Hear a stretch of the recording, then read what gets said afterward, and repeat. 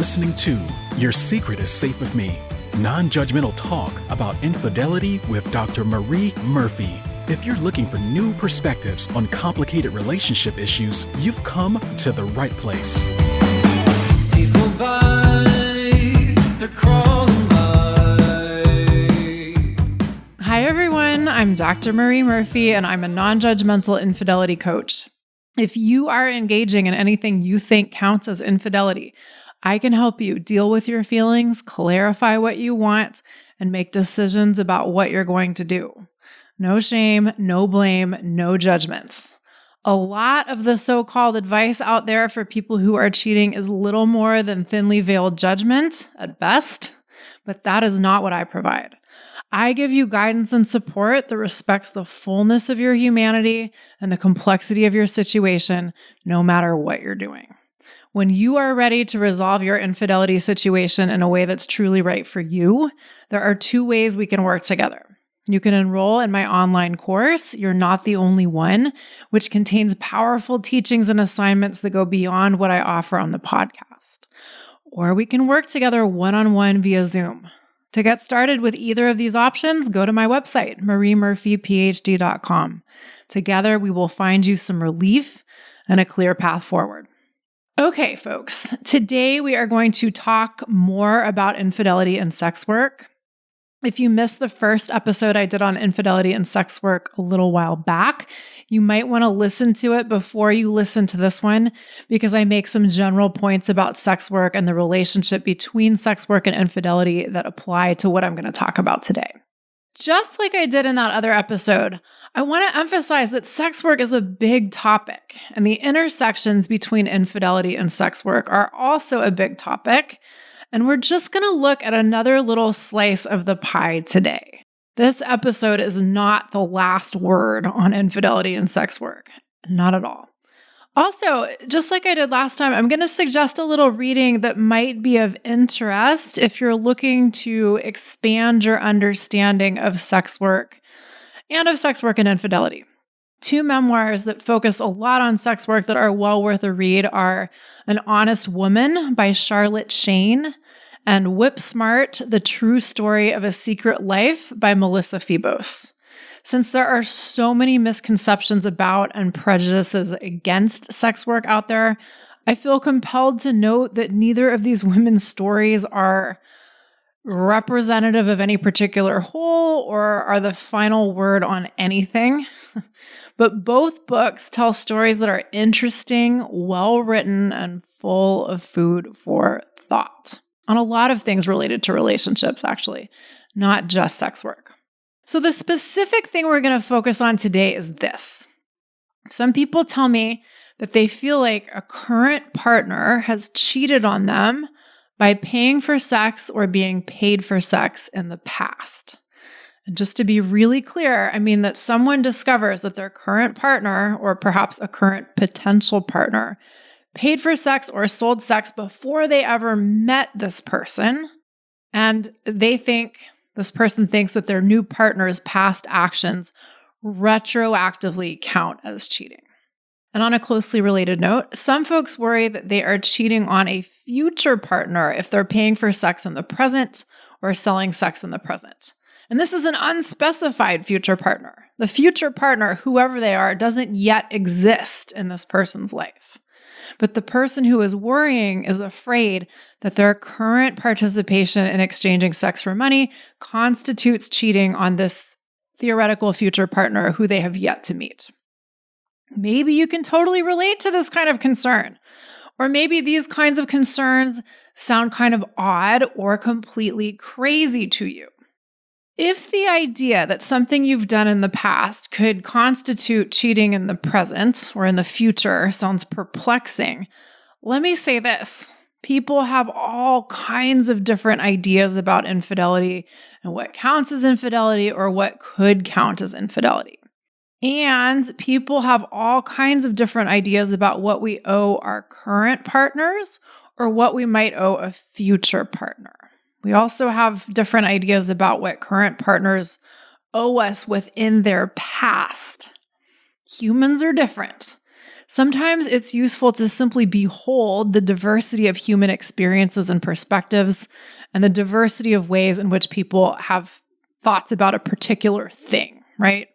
And as I will explain as we move through this topic today, what we're discussing today has bearing upon how we want to navigate discussions about our sexual and romantic history when we're getting involved with someone new, and how we want to regard our own past and a prospective partner's past.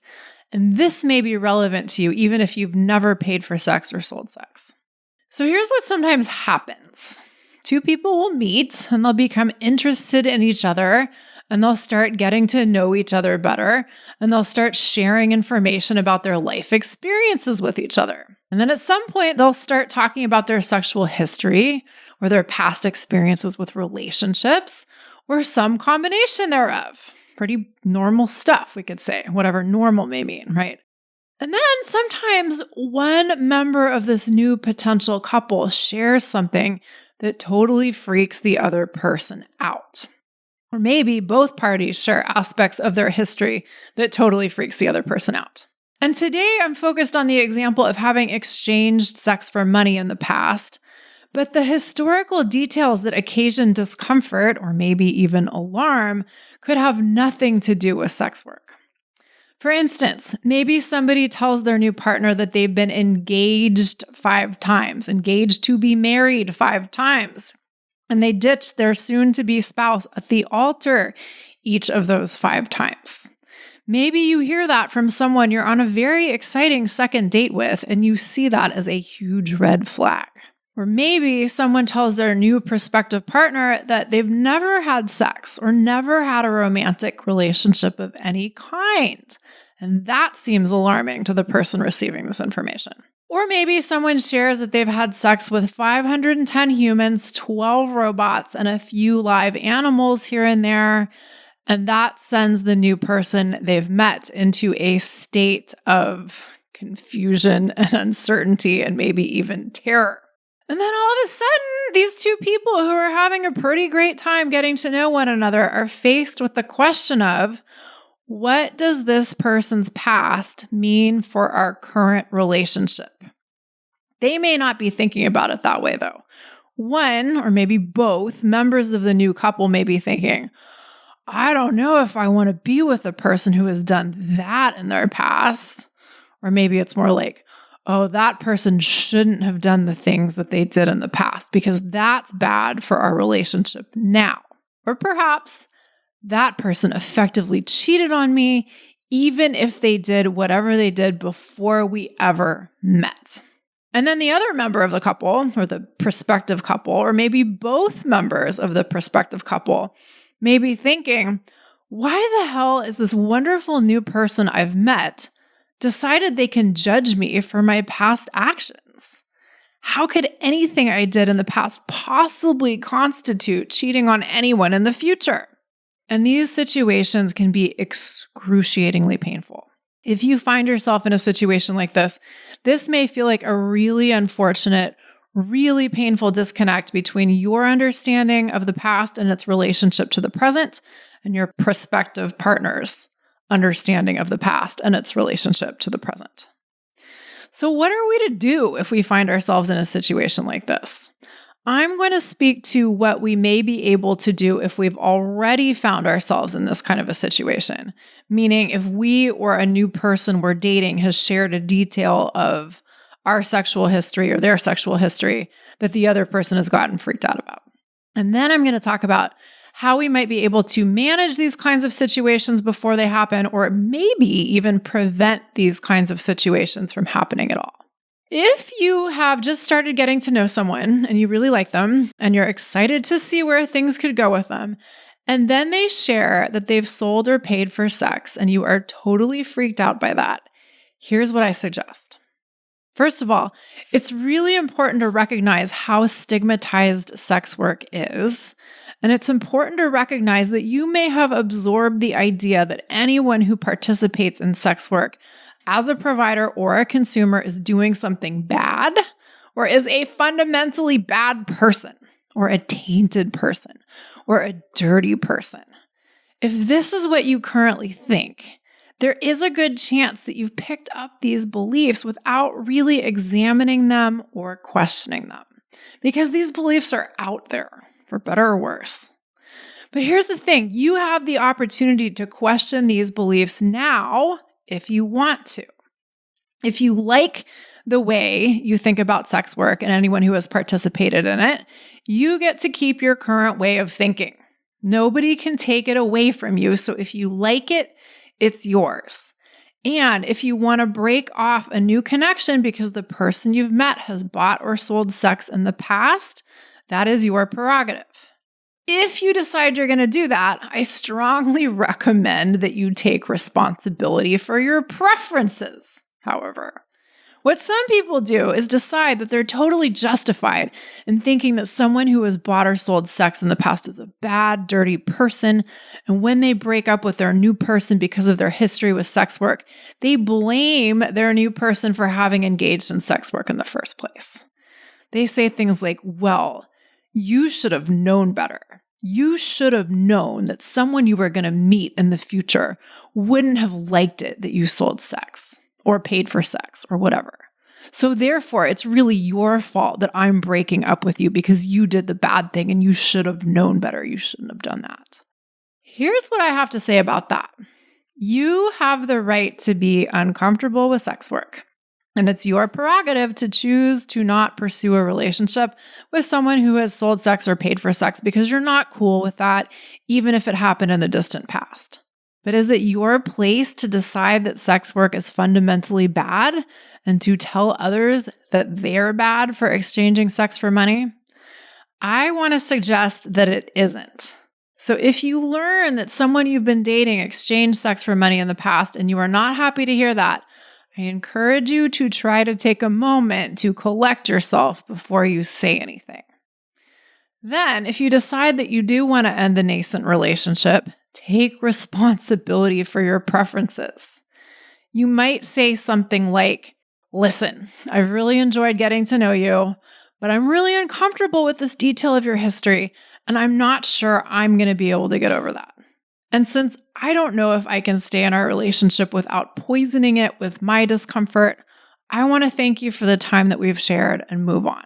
Or whatever. I'm not suggesting that you have to use those exact words, but that is one way to be honest and direct and to take responsibility for your preferences instead of scolding someone else for their choices. On the other hand, if you've met someone you really like and they have some history of exchanging sex for money and you're uncomfortable with that, you might want to figure out how you can deal with your discomfort so that you can pursue a relationship with your new person with an open heart.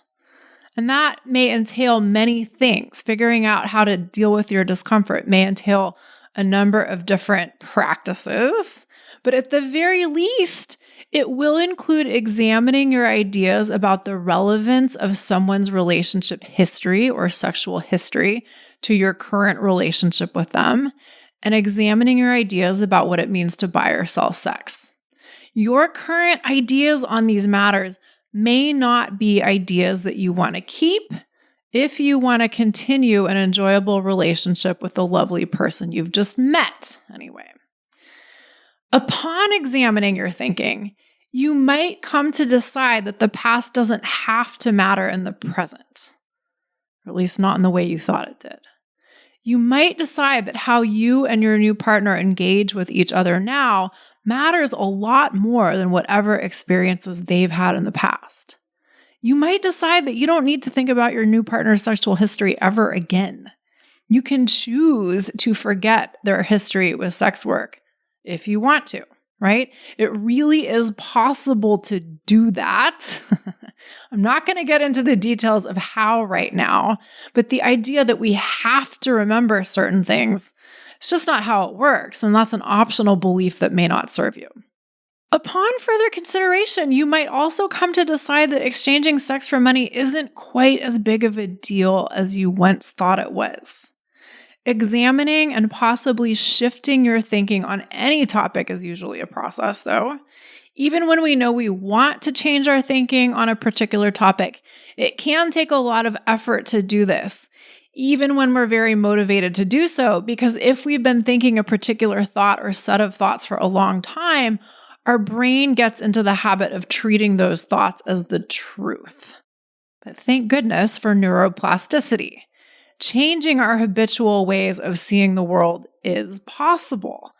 And sometimes it's totally appropriate and totally worth it to invest your time and energy into intentionally changing your beliefs. If you really like someone, you may not want to be bothered by experiences they've had in their past. It might be totally worth it for you to shift your thinking about the relevance of the past to the present in general and to the significance you assign to any experiences they've had in the past, including but not limited to exchanging sex for money. And it might be worth it because you've met someone great and you really want to focus on the present with them and creating an amazing future with them. The way we experience the past is by thinking about it in the present. So you might want to make some very conscious choices about how you think about the past for the sake of deliberately creating the experience of the present and the future that you want to have. Now, all of this foreshadows a situation that you could run into but might not have yet. Let's say you are meeting people in like a dating kind of way, meeting new people in a dating kind of way. Or let's say you think you might be on the brink of being in that kind of a situation. You have the opportunity to proactively think about what you might want to know about a prospective partner's sexual history or relationship history and what you might want to share about your own. You also have the opportunity to consider what you don't want to know about someone else's history and what you don't want to share about your own. No matter how old you are, I encourage you to consider that you have a past of some sort and that the people you meet are also going to have a past of some sort. That may sound rather obvious, but what I often hear people telling me is something like, well, I met this new person and they seemed really great, but then I learned that they had done this sexual thing and that sexual thing, and I was totally shocked by that, and that really put me off. And what this so poignantly draws our attention to is the fact that sometimes we have operating assumptions about what another person's past should look like or not look like. Moreover, sometimes it has never occurred to us that someone might have had sexual experiences with other people before meeting us, and we're a little stunned when this is made apparent. So, it can be really useful to acknowledge that it is possible and perhaps even likely that new people you meet have had sex with other people before meeting you. It can be really useful to recognize that new people you meet have possibly fallen in and out of love before meeting you. It can be really useful to consider that it's possible that new people you meet will have done sexual things that you're a little freaked out by before meeting you. It's possible that people you meet will have romantic histories that would not make it onto the Hallmark Channel, if that even still exists. I don't know if the Hallmark Channel still exists or not, and I'm not going to bother to look it up, but I know some of you know what I'm talking about, right? Or maybe it's an absence of sexual experience on someone else's part that gets your alarm bells ringing, right? While some 50-something-year-olds are freaked out when they meet a new partner who's had dozens of sexual partners or more, some are freaked out when they meet someone who has had one or two sexual partners. And I use 50-something-year-olds just as an example age. I hear this kind of thing from folks of all different ages, but it's reasonable to note that the older you get, the more life you have under your belt. And unless you are planning to date people who are just starting out in their sexual lives or romantic lives, they're likely to have some history under their belt too.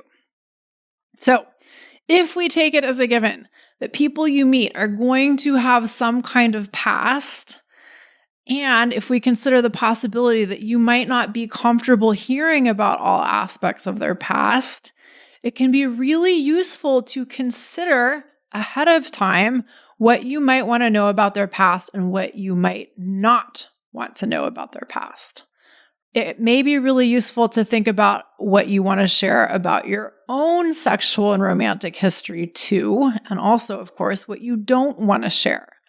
It can be really useful to think about this stuff ahead of time before you find yourself on a date with someone new and fabulous, if you have the opportunity to plan ahead in this manner. How do you know what you want to know or not know about someone else's past? Well, you decide. And there are many viable starting places for deciding, and one is your past experiences. Maybe at some point you had a relationship with someone in the past who talked about their exes all the time. Did you like that? Maybe you loved it. Maybe you ate up every detail about your ex's sexual experiences with their exes. Maybe you loved hearing the stories of how they met, fell in love with, and then eventually ended things with their past lovers. Or maybe you hated it. Maybe you only wanted to get a rough sketch of your ex's relationship history and sexual history, and instead you got way more information than you wanted, and when you asked them to stop oversharing, they wouldn't, and you didn't like that either. Or maybe you were involved with someone who wouldn't tell you anything about their relationship history or sexual history. Maybe you loved that. Maybe not hearing anything about their past experiences helped you focus on what the two of you were experiencing together in the present.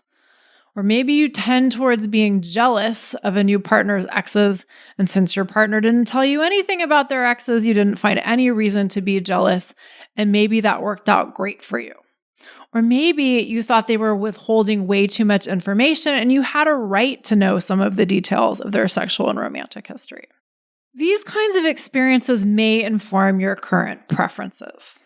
Can your preferences change over time? Sure they can.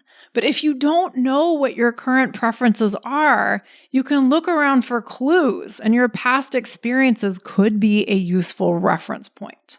The past doesn't have to matter, but if it's helpful, use it to your advantage. If you don't have any past experiences to draw upon, no problem. Imagine going on a date with someone you really like.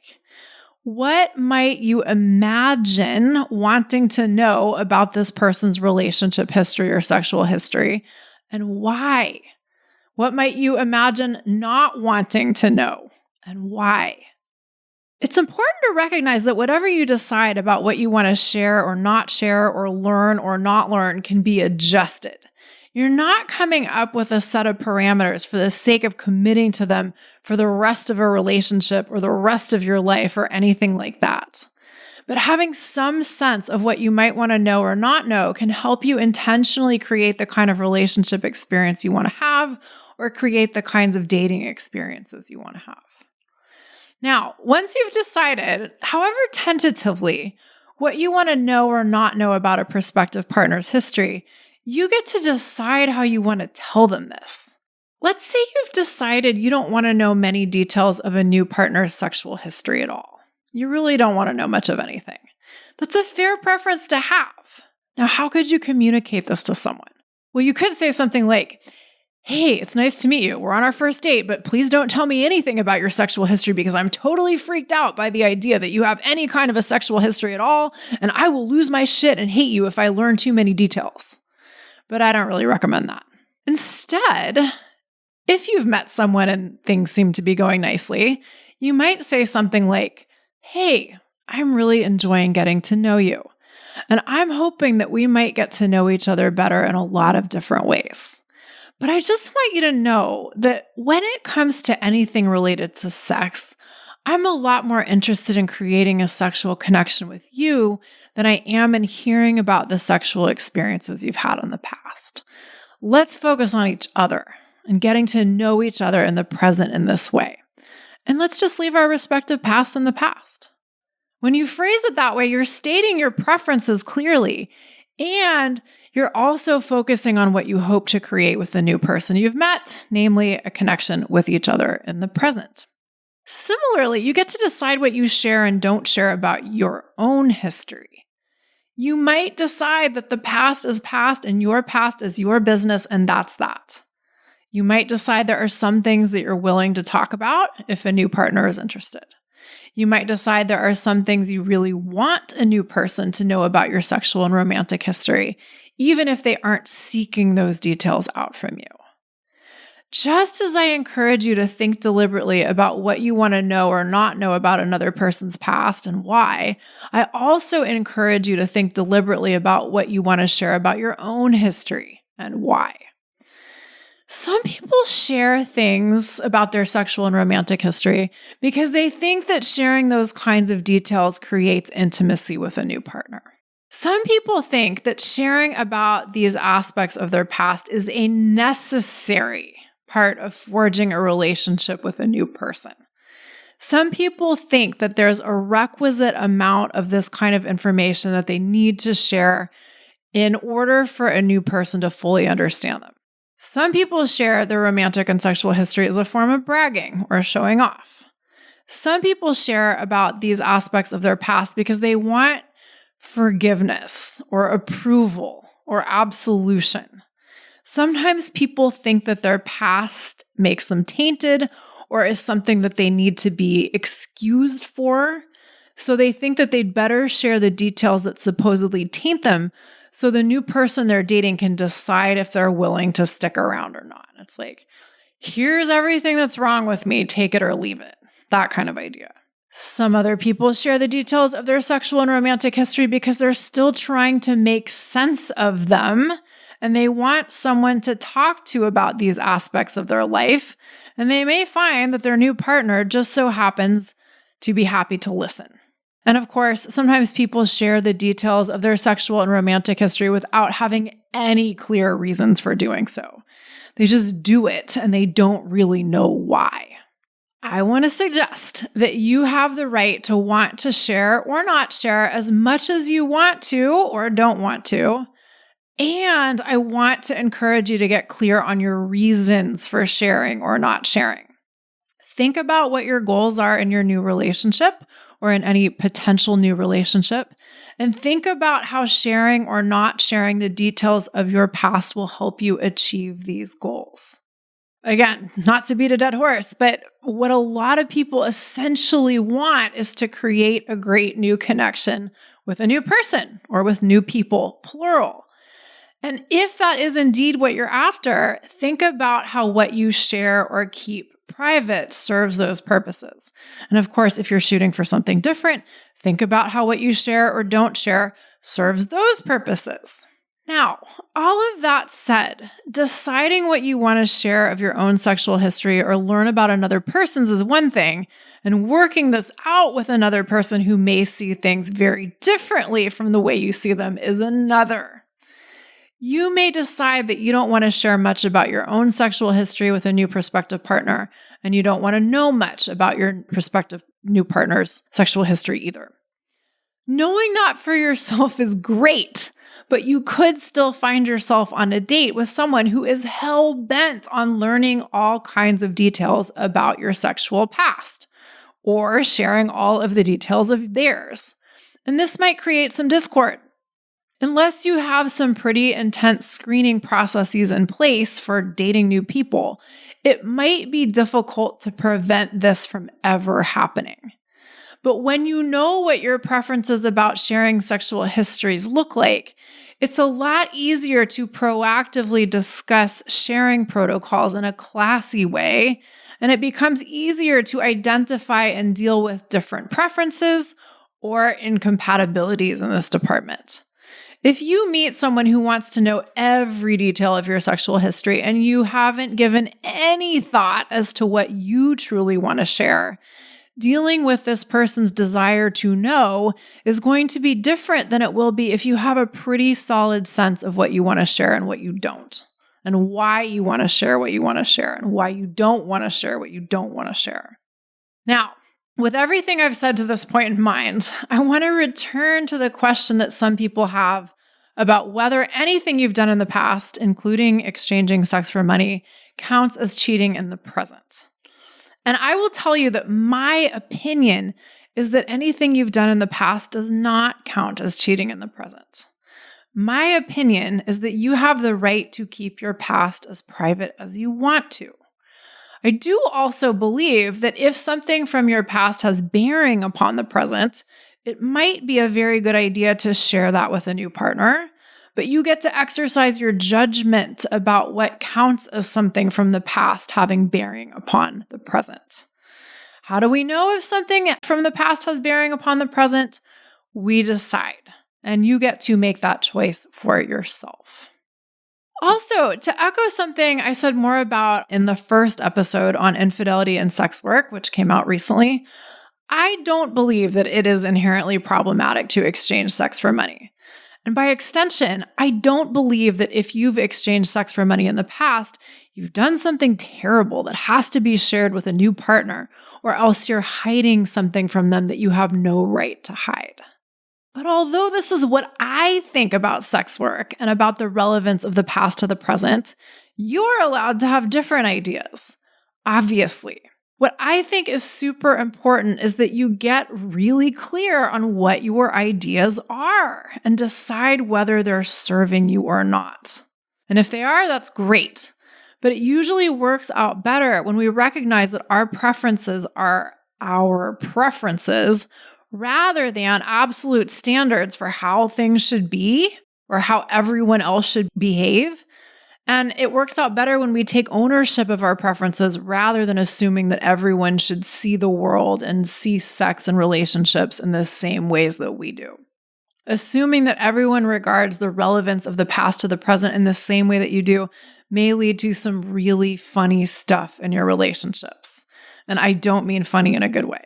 Assuming that everyone sees sex work in the same way you do may also lead to some funny stuff in your relationships. So clarify your preferences and take responsibility for them. All right.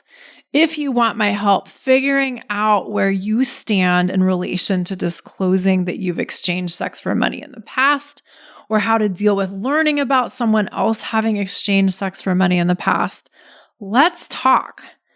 You have a sense of what my perspectives are, but my goal as your coach is not to get you to think like I do. Rather, my agenda is to help you clarify what you think and arrive at an intentional set of beliefs that serve you well, that help you create the kinds of relationships you want to have.